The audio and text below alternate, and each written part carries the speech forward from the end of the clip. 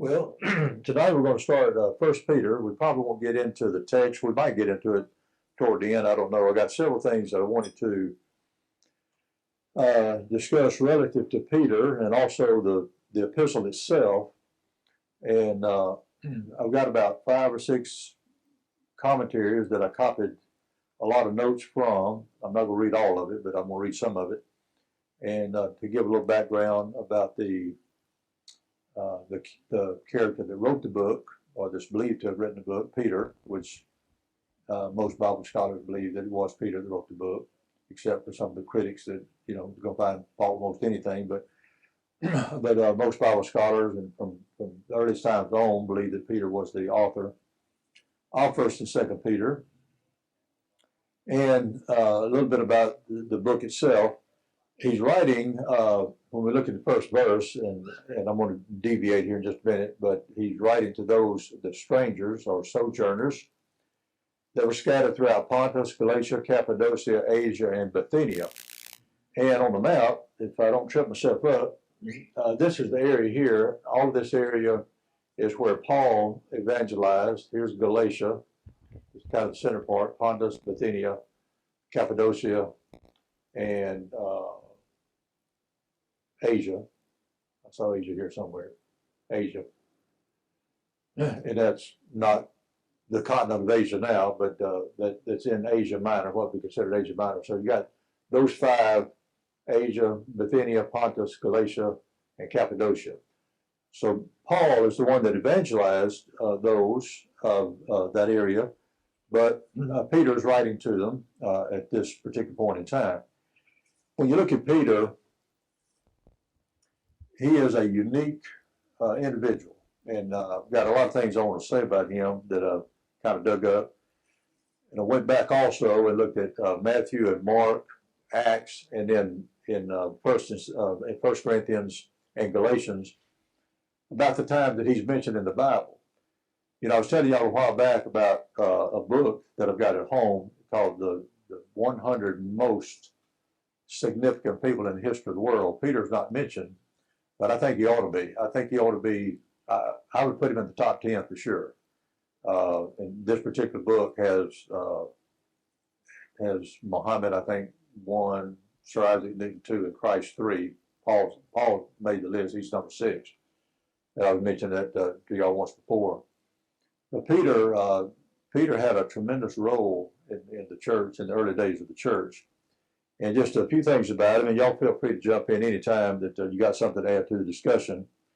But Peter himself, of course, means a rock or a stone. It's the Greek form of the Aramaic surname Cephas. He was called Peter. He was called Cephas. He was called Simon. He was called Simon Peter. And in Acts 15, he's actually called Simeon. So he had 5 different names that he goes by. Jesus himself named it Peter. Yeah, exactly. Yeah. So Jesus, if you go back and look at what Jesus said about him in Matthew 16, verse 18, that thou art Peter, upon this rock I'll build my church, and so forth.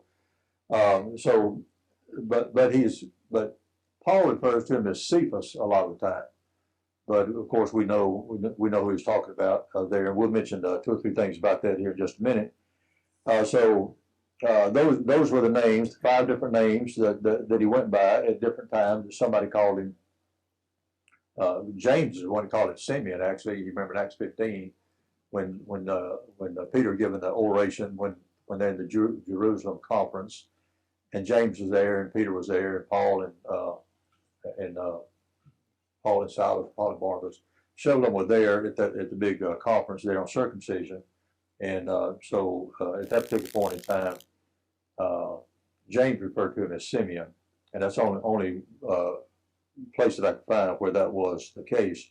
But he was an outstanding person. Jesus called him the son of Jonah, and Jonah was spelled Jona in some places. It was spelled Jonah in other places. There he's called him Simon Bar Jonah, or Simon son of Jonah. There in Matthew 16 and verse 18. Of course, his brother was Andrew, and Andrew is the one that actually brought him to Christ if you look at one of the accounts of that. Well, he's certainly one of the outstanding characters in the Bible. He was a fisherman from Bethsaida, but and that word, looking up one of these commentaries, all the men of the Bible, it talks about different things about each man in the Bible. But it mentions that that name means house of fish, and afterwards he resided in Capernaum, where Jesus, of course, lodged many times in the Galilean ministry. And if you look on the map, and I don't think I have the map there, but it's right above the Sea of Galilee. It'd be on one of these other maps. But Sea of Galilee, you have Bethsaida and Capernaum right there, almost side by side, about a mile or two apart, is where he spent most of his life. There, Bethsaida and Capernaum. And of course, they were partners, as it were, pretty much with James and John, the sons of Zebedee. And I've got so many lines here that it's going to take me just a minute or two to decipher this. And I've looked at it about 10 different times, but I wanted to give you a little information of what this guy says about Peter. That he first met Christ at Bethany, beyond Jordan, where John the Baptist was doing his ministry. And Peter and Andrew were disciples of John the Baptist, as was many of the disciples that later became Jesus' disciples and Jesus' apostles.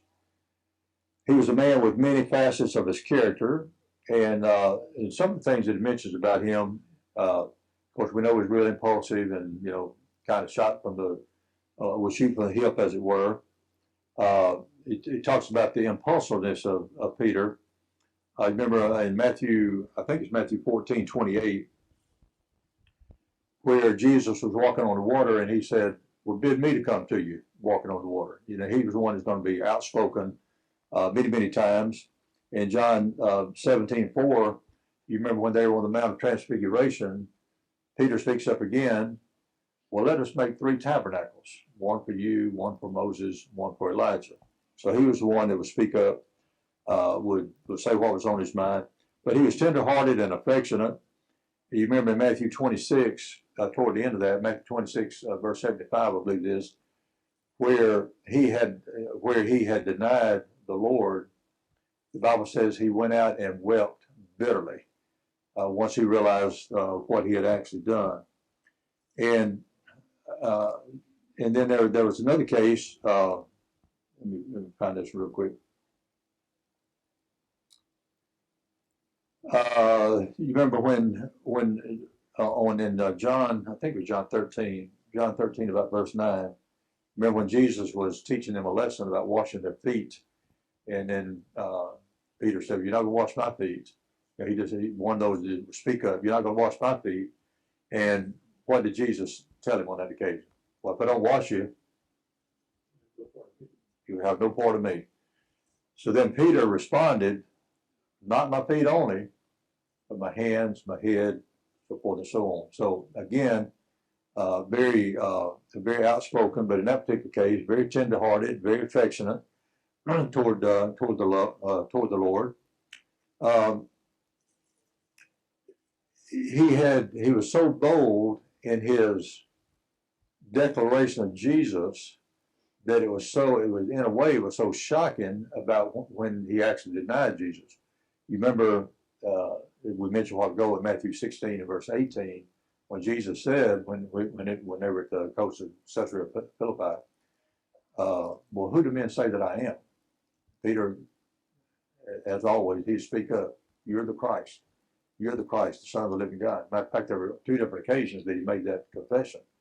And Jesus pronounced that great blessing on him and so forth at that particular point in time. And then toward the end, I kind of wonder if Jesus knew which one of them God was going to pick to say that. So, because it was Peter, and he then said who Christ was, then Christ said, "Blessed be you, Peter, that you had said this." And so,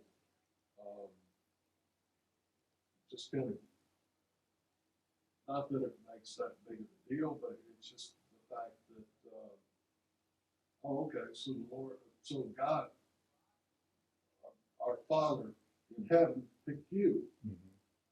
Well, he certainly knew. If he knows all things, he certainly knew what was going to happen, Mm-hmm. right? And who was going to deny him? Matter of fact, Jesus. It's interesting to me. Why would he have picked Judas? You know, you think about why would he pick Judas, knowing he's going to betray him. You know, but if you go back and look at some of the scriptures that talk about this was in God's foreknowledge and so forth and so on in Acts chapter 2 and other places, he knows all things, and that was the reason that in the end he could have called 12 legions of angels to deliver him. And of course, it was not God's plan. And even when Jesus prayed in the garden, if it's possible this cup to be removed from me, well, it wasn't. And that was, and you go back and read Ephesians 1 and verses 3, 4, and 5, and other places, indicating this was getting God's foreknowledge from the beginning. So obviously he knew all about that at that particular point in time. All those things that we go back and read, well, this is the way it happened. Well, God knew it before it happened, I guess is the best way to put it. And let's see, 2 or 3 other things about him. Let me see. And you remember even right up to the night of the very night of his betrayal, that Peter, you know, when it was obvious that Judas was there with the mob and so forth and so on, he kissed Jesus and, you know, gave him a sign that was the one. What did Peter do? Man, like the rest of them. Well, at that particular point in time, he took a sword and before that, I didn't explain it good enough here. But there he took a sword at that particular point and cut off Malchus's ear. The right ear is one of what's said. And all 4 of the Gospels talk about that event. But then at that particular point in time, he had told Jesus, well, that night, he said, though all men would be offended because of you, yet will I never be offended at you. Likewise said all of the apostles. All of them said the same thing. Well, as Bill's talking about, right after that, it wasn't long after that, they all forsaken and fled. Now, a lot of people, and I've seen, and one of these commentators, and I think the one that I'm reading here, talked about Peter was the only one that denied him. Well, in the sense that he said that I don't know the man, he was. But as Bill said, they all forsook him and fled, every single one of them. So he wasn't the only one.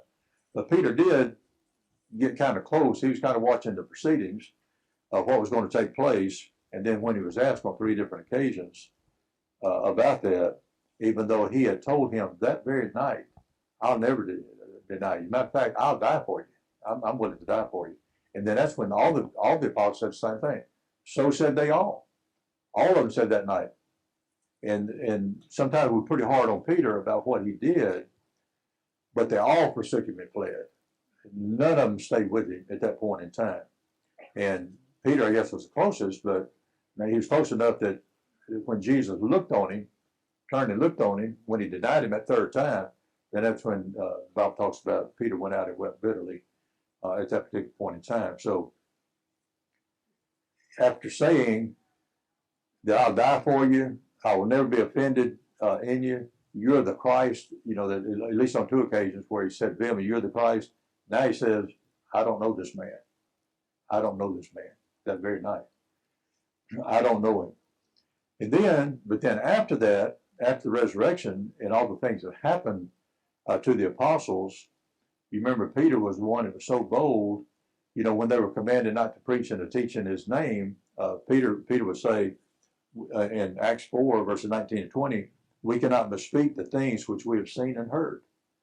So he was very, very bold at that point in time. Matter of fact, I think it's a little bit later, Acts, I want to say it's Acts 5:18, I think it is, or Acts 5:28, some of it I can't read, that he said we ought to obey God rather than men. You know, when they were commanded not to teach and to preach in his name again, Peter's the one that spoke up. We ought to obey God rather than man. So he became a leader and a spokesman. He was the main spokesman for the 12. He spoke up more than any of the rest of them. And along with James and John, he was of the inner circle. Out of the 12, those three were the inner circle that saw the raising of Jairus' daughter.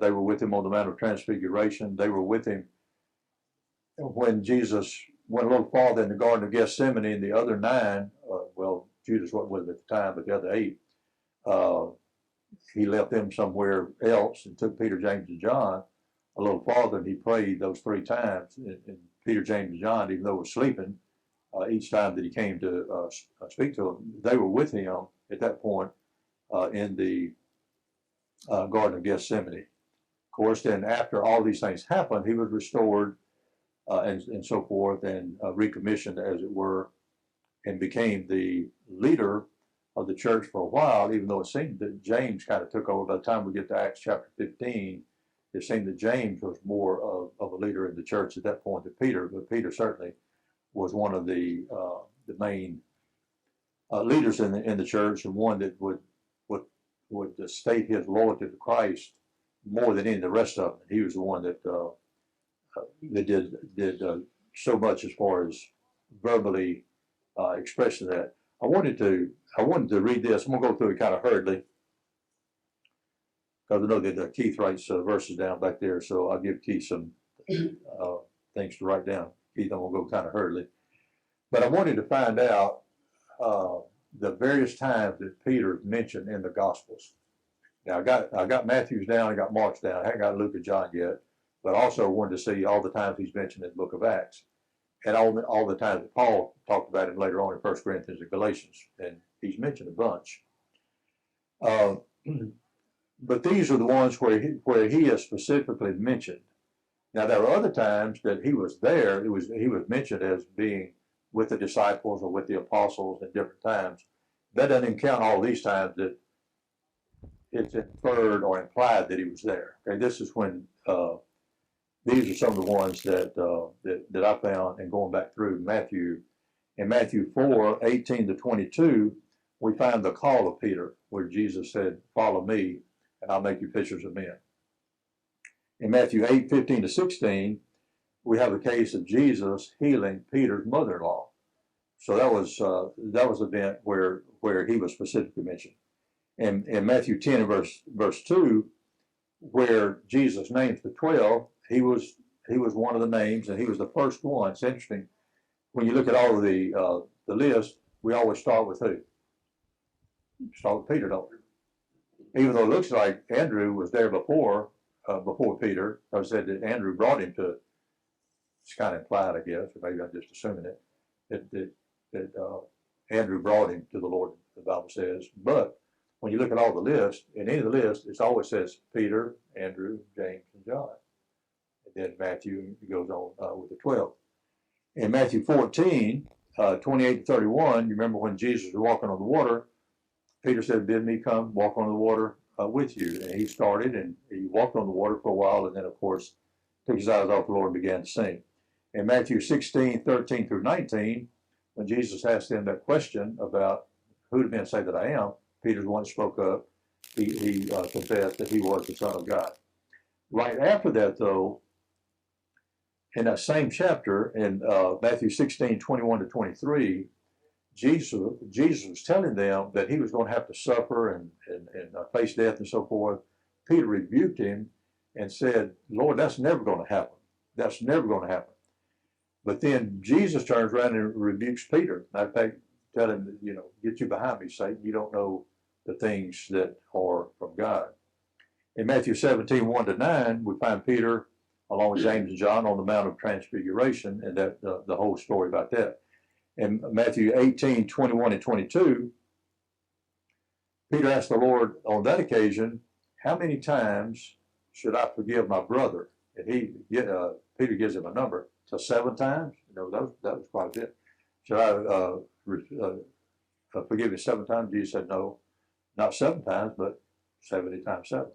So, Scott, we're limited to 490, right? If he gets 491, we don't have to do it anymore, right? That's probably not what he meant.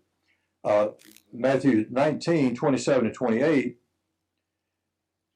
Peter is a little presumptuous on this occasion where he said, Master, we have forsaken all and followed thee. What shall we have therefore? In other words, he wanted something out of it a little bit. I've given up my occupation. I've given up my living, even though the Lord provided for him. But yet, what are we going to have for following you? Okay. In Matthew 26, verse 33, when Peter made that great statement, though all men shall be offended because of thee, yet never will I. And then right after that, 2 verses down, Peter said, though I should die with thee, yet will I never deny thee. I'll never do that. The same night that he did. In Matthew 26, 37 to 46, the story of Peter, James, and John in the Garden of Gethsemane and all the things that happened there. Matthew 26, 51 is when Peter struck off the ear of Malchus, even though he's not mentioned, Malchus is not mentioned there, it just said servant of the high priest.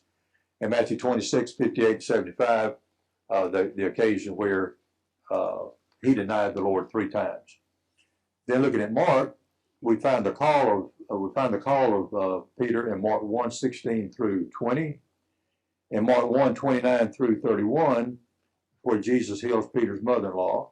Mark 1, 36 and 37, it said Peter and the others followed Jesus. They found him and saw his miracles.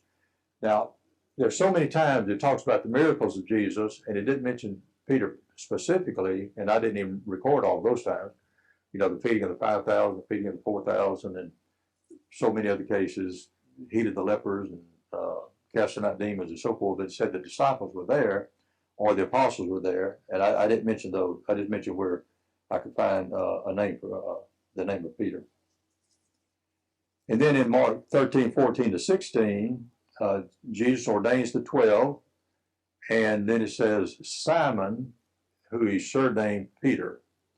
In Mark 5, 35 through 43, Jesus heals the 12-year-old daughter of the ruler of the synagogue, and Peter, James, and John were there. The others weren't, but those 3 were there.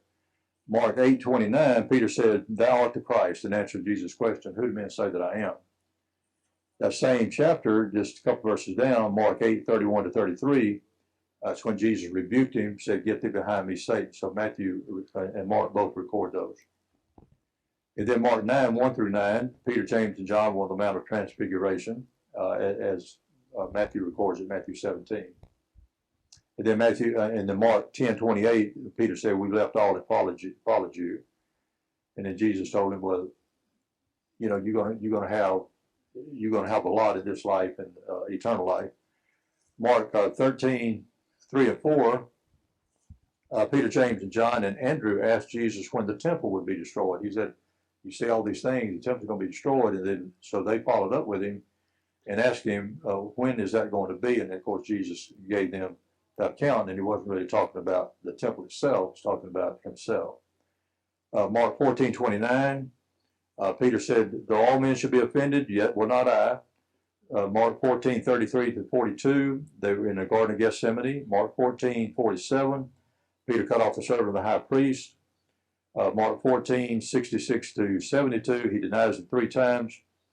And then in Mark 16, verse 7, after Jesus raised from the dead, Peter specifically mentioned where it said that the young man that was there, in some versions I think say an angel, or spoke, was telling those that were at the grave to go tell Peter and the others that Jesus would go before them into Galilee. So that was another example of Peter being mentioned. Let me read through real quick the times he's mentioned in Acts. So this was after everything happened, and starting Acts in Acts chapter 1 through about Acts chapter 15, he's mentioned a number of times. In Acts 1:13, he's mentioned with the other 10 that were there at that time, absent Judas, of course, that he was in the upper room when Peter told them that they had to replace Judas. In Acts 1:15 to 22, Peter's the one that speaks up and says, we've got to replace Judas. You know, there has to be 12. There have to be 12 there. So he's the one who spoke up there. And then, of course, the Holy Spirit helped to guide the selection process. Acts 2:14 through 40, he is preaching the first gospel sermon. Acts 3:1 through 10, Peter and John, they healed the lame man there at the temple, that was laid at the gate of the temple. Acts 3:12 through 26, Peter then continues to preach about Jesus and the resurrection. Acts 4:1 through 3, Peter was arrested because of that.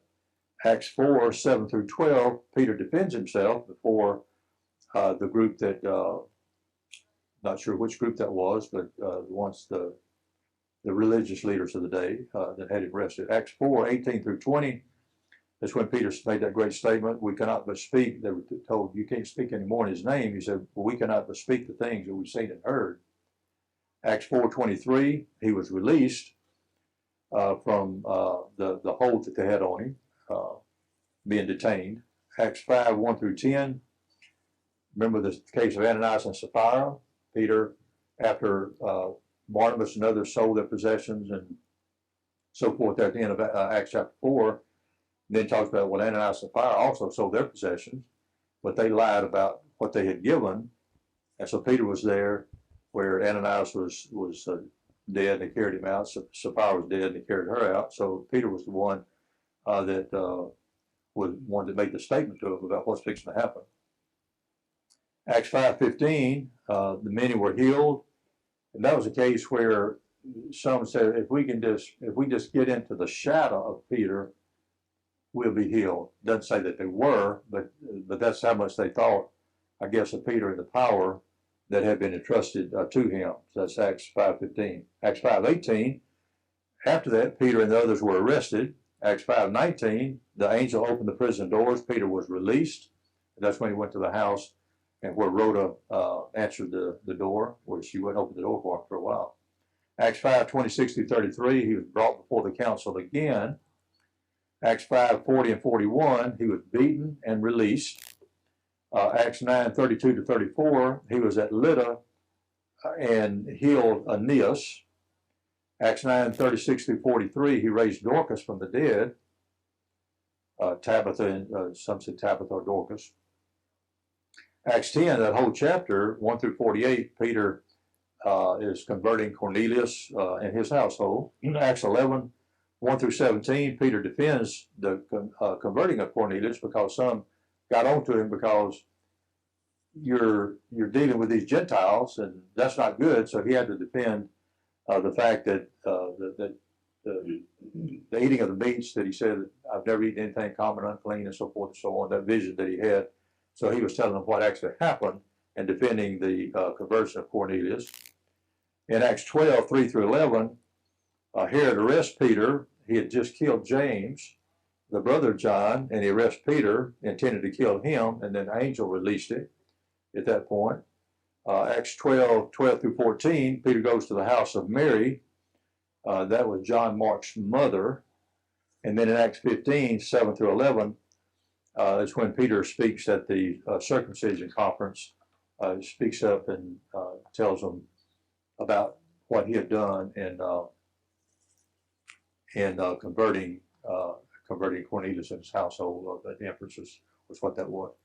And then in the book of 1 Corinthians, in 1 Corinthians 1 and verse 12, where they had the division, you had the division going on in the church there at Corinth, and where Paul said, everyone says, I am of Paul, I'm of Cephas, Apollos, I'm of Christ, and so forth. So he's mentioned there as Cephas. In 1 Corinthians 3:22, where Paul makes a statement, whether Paul or Apollos or Cephas, all are yours, when he makes a statement to the church there at Corinth. 1 Corinthians 9 and verse 5, where Paul asked the question, have we not power to have a wife, as does Cephas and others? Kind of negates the Pope deal, doesn't it? In 1 Corinthians 15:5, Paul mentions that he lists a catalog of all those that the Lord saw him after the resurrection, and he mentions Cephas particularly again here. He was seen of Cephas in 1 Corinthians 15:5. So there's 4 times right there in 1 Corinthians that he mentions Cephas. In Galatians 1 verse 18, after 15 years, Paul said, I went up to Jerusalem to see Peter. So there he's mentioned in Galatians, the first chapter, and he mentioned 3 times in Galatians' second chapter, Galatians 2 verse 9, and when James, Cephas, and John, who seemed to be pillars, in other words, some of the mainstays, the main leaders in the church, so Cephas is mentioned along with James and John there, not James, the one that lost his life, but James, the Lord's brother. And then Galatians 2 and verse 11, but when Peter was come to Antioch, I withstood him to the face, because he should be blamed because of what he had said about the Gentiles. And he kind of follows over that in verse 14 of Galatians 2. I said to Peter, why do you compel the Gentiles to live as do the Jews? So that's another case where he's mentioned there by Paul. Any thoughts, anybody? Y'all want to jump in, or anything else that jogs your memory about Peter that I forgot to mention? I don't see you saying about it. No. Or even the word Papa. Papa, Pope? Absolutely not. Well, Jesus said himself, don't call any man father on the earth. And so forth. We talked about that a while back, I think. Words like father or rabbi. But what it meant, that man comes along, Father so-and-so, Holy Father so-and-so. And I don't want to besmirch him, but I'm just saying that's what people do. That's what I mentioned in the sermon the other day. People are going to do what people want to do relative to God. And even though he says it very plainly, don't call any man rabbi, then you got a whole group of people that's called rabbi. Don't call anybody father on the earth. But there's a big religion that does that. And I'm sure there are others as well. Huh? Wasn't there Peter that treated someone or something, and they was going to bow down to him, and he thought Yeah. Yeah, I'm that's my man. Yeah, that and also John, I think was mentioned the same way. Where was that, Keith? I didn't tell him. Peter. Paul said that too. And Paul said pretty much the same thing in Acts. Yeah. I think about Acts 10. Yeah. Yeah. And then John also, I think it. Yeah, exactly. All right. Let me see where I want to start. I want to jump down just a little bit. I want to get this. I mentioned most of that. And we alluded to it a while ago, but Peter, even though it's interesting to me, even though he opened the door to the Gentiles through the conversion of Cornelius, he was primarily the apostle to the Jews, Paul mainly to the Gentiles, as the Bible tells us. But Peter opened the door for both. You look at it that way, Acts chapter 2 and Acts chapter 10. So very significant role that he played in the establishment of the church early on. Those two chapters, he had a great sermon, Acts 2:14 through 40, and then the great sermon almost all the way through Acts chapter 10 in the conversion of Cornelius.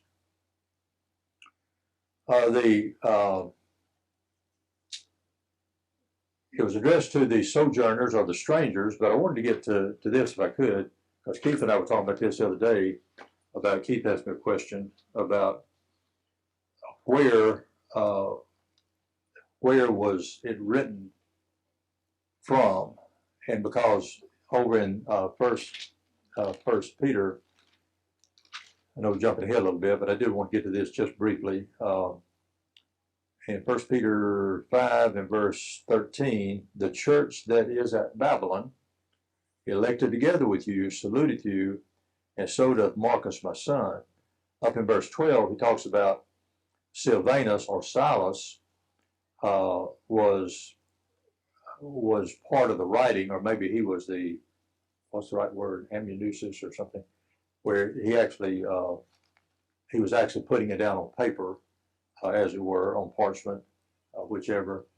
But it mentions the church at Babylon. That and does Babylon mean Babylon, or does Babylon mean Rome? And I was telling Keith, and in my research, and I agree with him, I think it wasn't Babylon. I think it was the city of Babylon. He wasn't referring to it as Rome. But I want to read what B.W. Johnson said about this. If I can find where to start. One question remains: where was the epistle written? Chapter 5, verse 13 shows that Peter was at Babylon at the time. It seems strange that there should be any question in view of the fact that in all the ancient world, the word Babylon, without any other explanations, always means the great city on the Euphrates, or the territory adjacent, which took its name from the city. True, its former greatness was gone, and it was Roman province, but it had been the home of tens of thousands of the circumcision, the class to whom Peter directed his labors ever since the captivity. We know that in the latter part of the first century and in the second, the rabbinical schools of Babylon vied in importance with that of Tiberius, and that the prince of the captivity was a formidable potentate for a subject. It is opposed to all the facts of history to contend that there was not, at the date of this epistle, a great Jewish population on the banks of the Euphrates. So what he's saying is that it would have been a lot of people, a lot of Jews that were there, Jews or Jewish Christians, that were there at that particular point in time. And he says, and an indefinite passage of Josephus belonging to a period a generation earlier would never have been used for this purpose had it not been that it is essential to the argument of the papacy to give Peter a long residence at Rome. It is equally out of the question to assert that Peter, in a plain matter-of-fact letter, speaks of Rome by a name that was only applied to it later in a book of symbols, talking about Revelation, with the statement that it is used as a symbol. Babylon had carried Israel into captivity, and he goes on. So B.W. Johnson said, and others, that there's reason to believe that Babylon means Babylon, that it's not a, what's the right word, where it refers to it symbolically as Rome, as it would in the book of Revelation, which they were trying to hide a lot of the symbols and so forth, trying to keep the people being persecuted and so forth and so on. So, Ethan, answer your question, I don't know, but it seems to be Babylon as Babylon, not written from Rome. And I'm trying to find where, and two or three of them talked about Peter being in Rome. I'm not sure that I ever find anything where he was. Have you ever found anything where he was actually in Rome? There's nothing in the Bible. So some of the commentators, one of them said that he was in Rome for 25 years. I don't know where they get that. But that's where you go back to the Catholic Church, I think, where there had to be if he was the first pope, then he was the one that started in Rome, that he was in Rome at some point in time, even though there's no record, no biblical record of it, of being, and I couldn't find anything to indicate that he ever been in Rome. But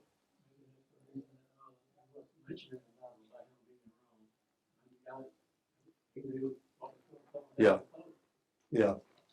So I don't know, but that was just a question about whether Babylon means Babylon or whether Babylon means Rome.